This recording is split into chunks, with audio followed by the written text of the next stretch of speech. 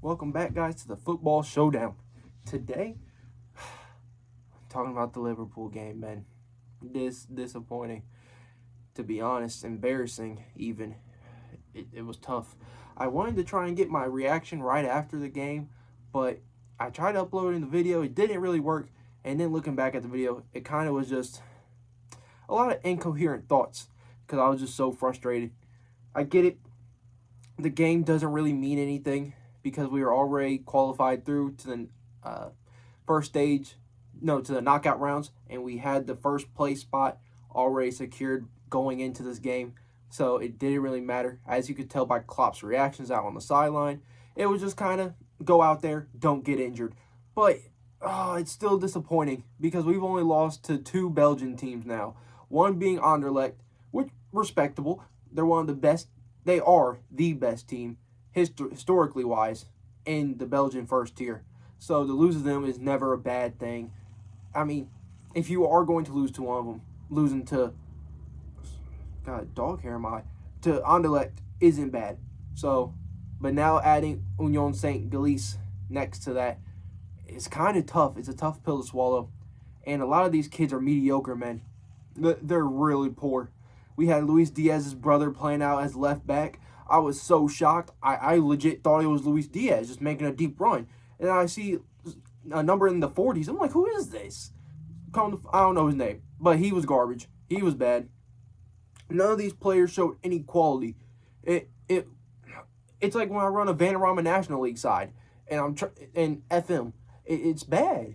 They were all poor. It was like if I went out there and threw on a Liverpool kit. You're not going to get much. It was just really, really, really bad. And you expected players like Harvey Elliott to show Jurgen Klopp why he should be playing in Sunday's game, and he didn't do that.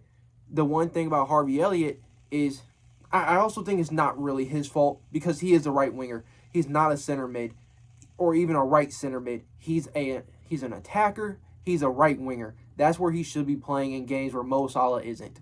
So it's not truly his fault, but still, you want to see him some level of consistency with him instead of just being someone who can come off the bench when he is given a start, show why he can take over the mantle if need be. Let's say Zoboslai gets injured or he's having a bad run of form, then we should be able to trust Harvey Elliott to take that starting spot and go from there. But he's not, man. And it was really disappointing because this was an easy game. All respect to Union Saint Gilles, they're a decent team, well coached, had a couple amazing wingers. I mean, not really amazing. We kind of made them look good. We made them look like Mbappe and Luis Figo were out there playing. I was like, oh my God, I don't even know their names, but they played well. Granted, we sucked, so I mean, I hope someone on their team would play well if we're so bad. But yeah, you would want to see Harvey Elliott play better. Is basically what I'm trying to say at that point. God. Kwanzaa, though. Bright spot. Kwanzaa was really, really good. And I know that's kind of hard to say with the team being so bad. But he was the one somewhat of a bright spot. He's showing his true quality. And I'm not sure if y'all saw this interview. But after the end of the game, he said he was talking about something about Joel Matip. And he was like, yeah, it's really bad that he's out. But my plan was to overtake him anyway. So get better. Like, dude, what? I couldn't believe you said that. I like it though. I love the confidence. That makes me more excited about him and more confident in him because he's been prepping himself for this moment. He's not afraid of the moment, and you can see that in a game like today. He was our goal scorer. He was the guy who prevented it from being a 2-1 loss. I mean, making a 2-1 loss more respectable than it could have been with a 3-4-1 loss because we were really that poor. Konate was pretty bad. I'm starting to have questions about Konate. Is he really that guy? Can he step in and replace Matip?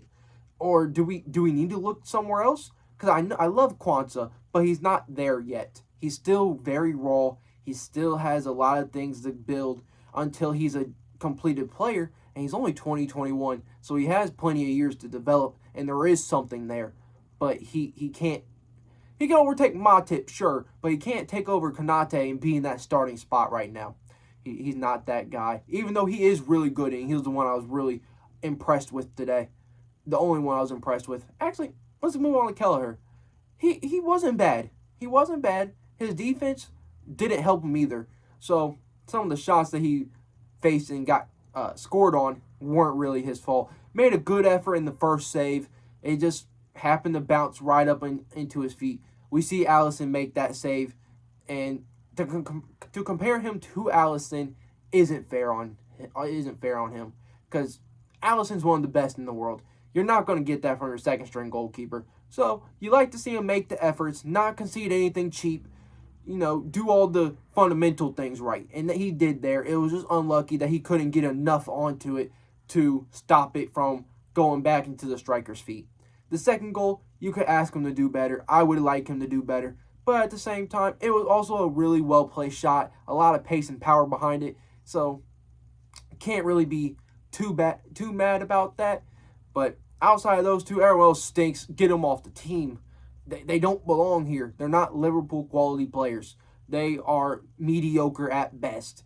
Ben Doik, get him out. He needs to go to Rotherham.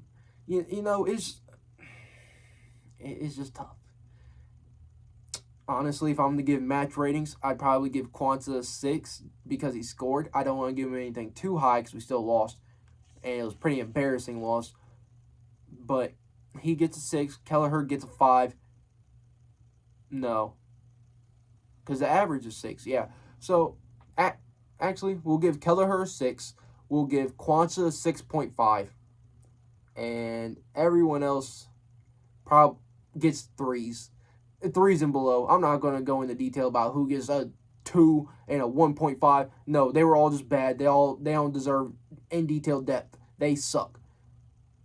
Excuse me. And for Liverpool fans to be like, hey, let's give these guys a chance. They don't deserve it. They proved today that Ben Doik, Cade Gordon, Scowlin, I don't know, McConnell, who else was there? Chambers, they don't deserve their chances. They're not making the most of them. And to be fair, Klopp does give some of these youth a chance. I don't know why. Most of them aren't good enough. Tyler Morton wasn't good enough. Nat Phillips wasn't good enough. Reece Williams isn't good enough. But that's all you can do as a manager. Offer the opportunities, and it's up to the player to capitalize on them. So I can't be mad at Klopp because this is a game where you would like to see the young players. It just wasn't a very good performance or a good result. And I get it, they're young. They don't really play together at this level. They probably play for the U23s, the U21s together, and have played together. But playing against U21s, U23s is completely different. Playing a grown man side who have 30-plus-year-olds in some situations, or have been playing professional football and have hundreds of caps under their belt.